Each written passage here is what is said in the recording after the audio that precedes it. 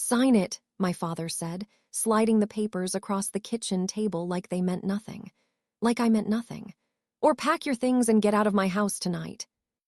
I remember staring at that document, my name already printed at the bottom in clean black type, just waiting for a pen and thinking, something about this is wrong.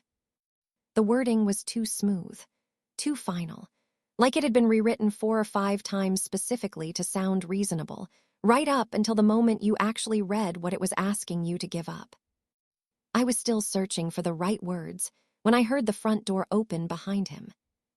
Slow footsteps, controlled, not the footsteps of someone who had arrived by accident. And then a voice I barely recognized said, quietly and clearly, "You haven't signed that yet, have you?" My father froze. And in the half-second before he turned around, I saw something cross his face that I had never seen there in 33 years of being his daughter. Fear. Not anger, not surprise. Fear. The man standing in the doorway was his business partner of 11 years. He was holding a leather folder in one hand, and in that folder was the original version of the contract my father had just told me no longer existed. That was the night I found out that the document in front of me wasn't a family arrangement. It was a trap, and I came 4 inches away from signing it. If you're new here, I share stories like this every single day. Subscribe and hit the bell so you never miss the moment they find out. My name is Emily. I'm 33 years old, and for most of my life, I thought I understood what kind of man my father was.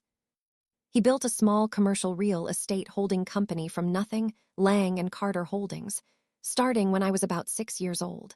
By the time I was in my 20s, the company owned 4 commercial properties, managed several lease contracts, and had a business partner named David Lang who had been involved from almost the beginning.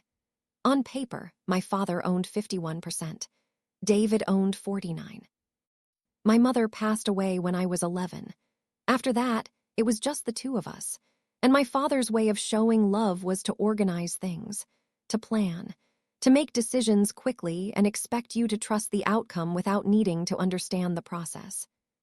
When I was 18, he told me what university to attend.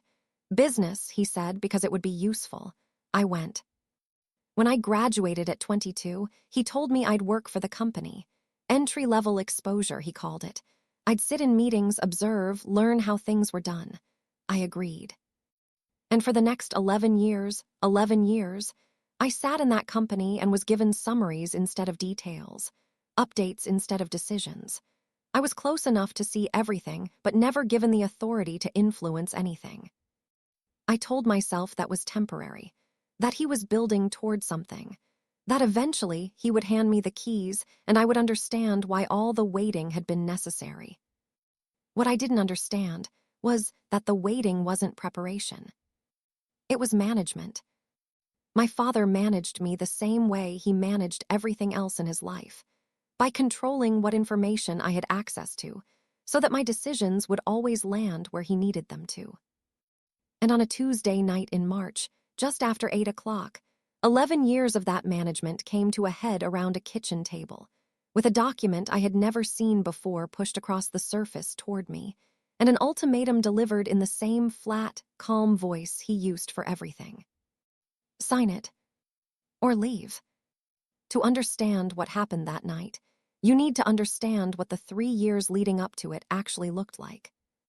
Because it didn't start with a contract on a table. It started small, the way it always does. The first thing, the property I wasn't told was being sold. In January of 2020, my father sold one of the 4 commercial properties, a small retail building on the east side of the city that had been part of Lang and Carter Holdings since the company was founded.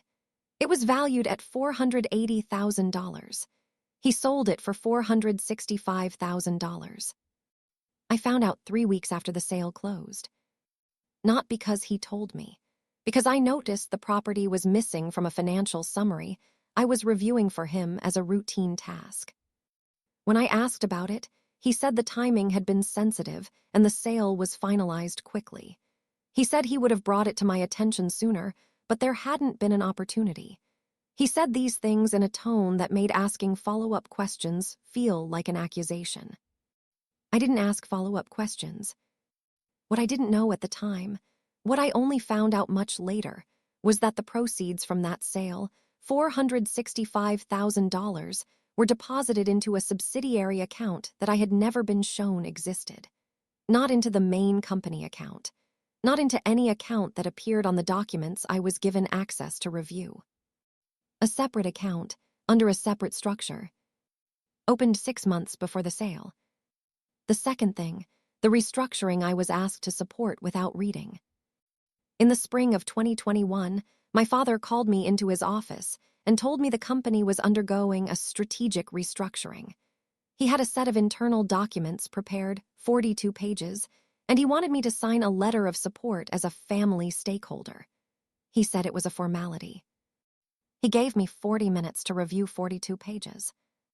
I skimmed what I could. The language was dense, financial, layered in a way that made it difficult to understand quickly, which I now believe was intentional. I signed the letter. I didn't know until 18 months later that one of those 42 pages contained a clause that reclassified my role within the company from family stakeholder with observational standing to designated liability recipient for restructuring obligations. In plain English, I had signed a document that, in the event of an audit or legal dispute, placed a portion of financial responsibility on me personally. I had signed it in 40 minutes without understanding it. And my father had watched me do it. The third thing, David Lang's calls I wasn't supposed to know about. In early 2022, about 8 months before the night with the contract, I noticed something strange. David Lang, my father's business partner, the man I had met maybe a dozen times over 11 years, called the house phone 3 times in 2 weeks. My father answered all 3 calls in his office with the door closed. After the third call, I asked him casually what David had been calling about. He said it was routine partner communication, nothing to discuss. 6 months later, I found out, because David told me directly, that during those 3 calls, he had been trying to raise a concern about financial documents that didn't match what he had signed. He had been trying to reach my father through a formal channel before involving a legal representative. My father had told him each time that the discrepancies were under internal review. They were not under internal review. My father had been stalling, buying time, and during that time, he had been quietly drafting a new version of the company's ownership agreement, the one he would eventually push across a kitchen table and tell me to sign. Which brings me to that Tuesday night. My father called me that afternoon and asked me to come to the house, not the office, the house. He said he wanted to discuss something about the company's future structure. He said it was important. He said to come after dinner. I arrived at 8:07 p.m. The document was already on the table. He didn't offer me anything to drink. He didn't sit down with me. He stood at the head of the table and explained, in about 4 sentences, that the company was entering a new phase, that certain obligations needed to be formalized, and that my signing this agreement would secure my position within the structure going forward. Then he slid the papers toward me. 43 pages, same density as before. And when I started reading slowly, when I turned to the second page and asked what liability transfer contingency meant in plain terms, he looked at his watch. I don't have all night, he said. And when I kept reading, when I turned to the third page, he said it. Sign this or pack your things and get out of my house tonight. You've been given everything. This is the last thing you need to do. 33 years old, in my father's kitchen, being told to choose between a contract I didn't understand and the home I had grown up in. I held the pen. I didn't sign. And that was when the door opened. David Lang stepped into the kitchen doorway and stopped. He wasn't dressed for a casual visit. Dark coat, a leather folder tucked under his arm like he had carried it a long distance with a specific purpose. His eyes moved from my father to me, to the papers on the table, and then to the pen in my hand. You haven't signed that yet, have you? My father turned slowly. When he saw who it was, something shifted in his posture. Not dramatically, just a tightening. A subtle recalibration of someone who had just realized the room was no longer entirely his. "David," he said, voice controlled, "this is not the time." But David was already moving toward the table, unhurried. He set his folder down next to my father's document and opened it without asking permission. Inside was a contract, a different contract. Same company name at the top, Lang and Carter Holdings, but the pages were different, the structure was different, and the signature lines at the bottom had 2 names on them, not 3. David tapped the page once. "This," he said, "is the version I signed 11 months ago in your office, with the company attorney present." He looked at my father directly. "So explain to me why the document you're asking her to sign contains clauses that were removed from the approved version." My father said nothing for a moment. That silence, that specific, deliberate silence, was the moment I understood that this was not a mistake, not a misunderstanding, not a version difference that could be explained by timing. It was substitution. David said that word out loud about 3 minutes later, and it hit the room like a stone hitting water. Not revision. Substitution. He walked me through it methodically, his voice never rising above the tone of a man reading a report. He showed me the page in his version where a clause had existed, a clause that protected me as a family stakeholder with limited liability. Then he showed me the same page in my father's version, where that clause had been replaced with the liability transfer language I had stumbled over. One document had been quietly swapped for another, after David's signature was already on the original, after the company attorney had signed off, after everything was supposed to be finalized. And then the new version, the one with my exposure written into it, was placed on a kitchen table, and I was given a pen and 40 minutes and an ultimatum. I set the pen down on the table. My father looked at me, then at the pen. Then he said the words that took everything from theoretical to real. "Sign this, or you are no longer part of this family going forward." And then the front door opened a second time. The man who walked in this time was someone neither David nor I knew. He introduced himself as a representative from the company's external legal oversight firm, a firm my father had engaged when the partnership was originally structured, 11 years ago, specifically to monitor compliance on joint ownership agreements. David had called him. The representative placed a third set of documents on the table: timestamps, version histories, a chain of submission records showing the original contract, the approved amendments, and then, highlighted in yellow, a modified version that had never been submitted for joint confirmation. The modified version. The one I was holding a pen over. He looked at my father and said, politely, precisely, and without any emotion, that the document could not be executed, that it represented a non-compliant deviation from the approved agreement structure, that the matter was now subject to formal audit review. My father said, "This does not leave this room." The legal representative looked at him the way you look at someone who has said something that no longer applies. "That's not how this works," he said. "Once a discrepancy is identified in a filed agreement, it cannot be contained by private instruction." My father didn't answer. He just stood there. And I watched 11 years of carefully maintained control go completely, irreversibly quiet. I did not cry that night. I want to be honest about that, because I think people expect a moment like that to break you open, to produce some dramatic outpouring of grief or anger or betrayal. But what I actually felt, standing in that kitchen, was something much colder and much clearer than any of that. I felt like I had finally been given permission to see something I had been navigating around for 11 years, without knowing it was there. I left the document on the table, unsigned. I picked up my bag, said nothing, and walked out. David called me the following morning at 9 a.m. He asked if I had an attorney. I told him I didn't. He gave me the name of a woman named Patricia Horner. an estate and contracts litigator who had worked on cases involving joint ownership disputes for over 20 years. He said she was direct, thorough, and would not be intimidated by my father's name or his company's structure. I called her that afternoon. She asked me to come in the next morning and bring whatever documents I had personal access to, anything with my name on it, anything related to Lang and Carter Holdings, anything I had signed in the last 5 years. I spent that evening going through 11 years of files. What I found was worse than what I had expected. The letter of support I had signed in the spring of 2021, the 42-page restructuring document I had reviewed in 40 minutes, contained a liability clause that my father had never mentioned to me.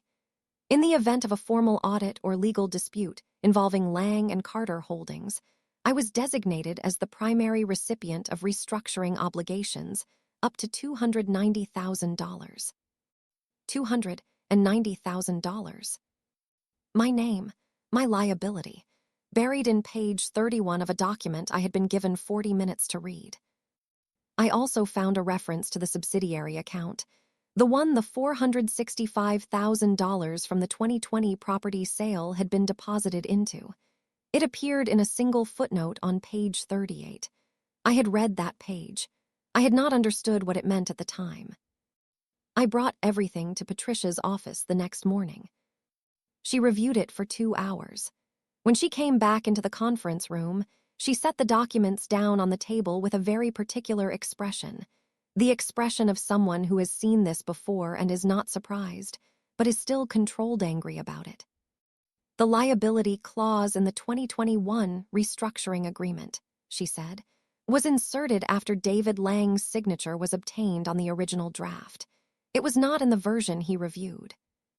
She paused. Your father added it to the document before presenting it to you. She filed an emergency petition with the civil court the following Thursday to invalidate the 2021 liability clause on the grounds of material misrepresentation. She also filed a separate notice of dispute regarding the 2022 contract, the one I had almost signed, citing the documented evidence that it had been substituted for the approved version after final authorization. David Lang filed a supporting declaration. The legal representative from the oversight firm provided the version history and timestamp documentation as evidence. My father's attorney contacted Patricia twice in the 2 weeks that followed, both times suggesting the matter could be resolved internally. Both times, Patricia declined. She told me, internal resolution at this point benefits only one person, and it isn't you. I did not contact my father during this period. He called me once, about 10 days after that night in the kitchen. I let it go to voicemail. He left a message that was calm, measured, and asked me to call back so we could discuss the situation directly. I did not call back. I had spent 33 years having situations discussed directly on his terms. I was done. The court hearing was held 6 weeks after the petition was filed.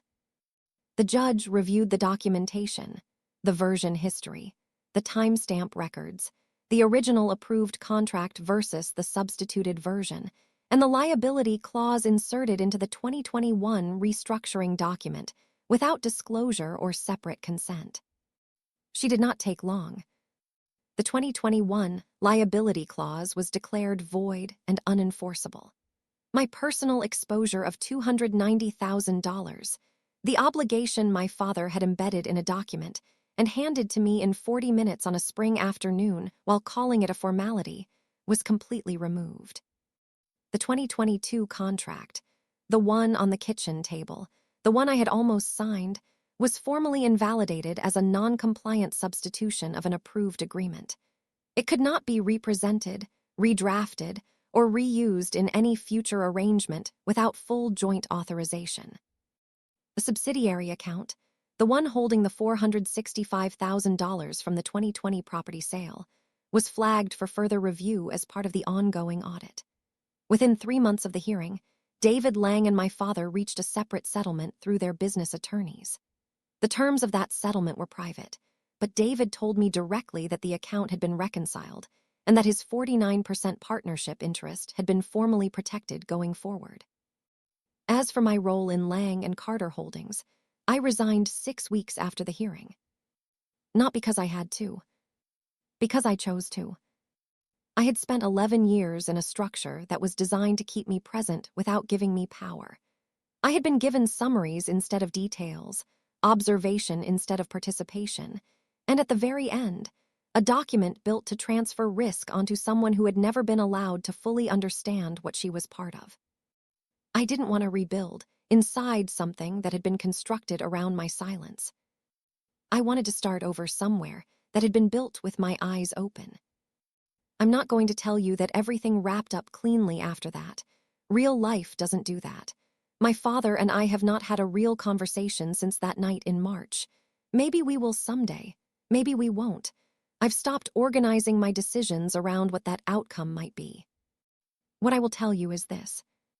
The night I picked up that pen and didn't sign, the night I chose 30 seconds of instinct over 33 years of compliance, that was the most important decision of my life. Not because of the money, not because of the lawsuit or the legal victory or any of it. Because it was the first decision I made entirely for myself. In that house, at that table, with him watching, and I put the pen down. That's the part I want you to remember. Not the courtroom, not the $290,000, not the invalidated contract or the audit or any of the things that came after. The pen going down on the table. Before David walked in, before the legal representative arrived, before any of it. Just me, and a document that didn't feel right, and a decision to stop. Everything else followed from that one moment. It always does. If this story stayed with you, share it with someone who needs to hear it. There are people watching right now who are in the middle of their own version of this. They are sitting across from someone they love and being told to sign something they don't fully understand, and the pressure in the room feels like it has no edges, no exit, no alternative. They need to know that putting the pen down is an option. That calm is not the same as weakness. That seeing clearly, even when it costs you something, is worth more than signing quickly just to keep the peace. I'll be here tomorrow with another story. Subscribe, hit the bell, and don't let anyone rush you past something that matters.